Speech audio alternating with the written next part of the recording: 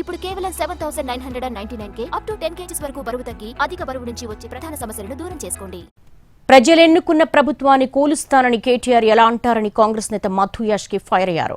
హరీష్ రావు, కేటీఆర్ కవిత ఆస్తులు 2014 ముందు ఎంత, ఇప్పుడెంత చెప్పాలని డిమాండ్ చేశారు. చెల్లెలికి బెయిల్ కోసమే కేటీఆర్ ఢిల్లీ వెళ్లారని మధు యాష్కి అన్నారు.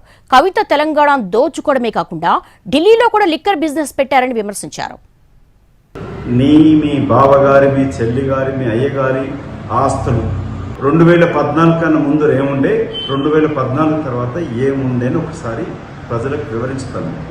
అప్రజాస్వామికంగా, అహంకారపూరితంగా, కుట్రపూరితంగా, కంప్లీట్గా కరప్షన్లో కూరుకుపోయి పరిపాలించిన మీరు, నువ్వు నీ కుటుంబం, నువ్వు ఏ చెల్లి బెయిల్ కొరకని చెప్పి ఢిల్లీకి వెళ్ళినవు తమ్మి, ఆ చెల్లి ఇక్కడ తెలంగాణలో సంపాదించుకుంది, దోచుకుంది చాలక కక్కుర్తి పడి ఢిల్లీలో కూడా లిక్కర్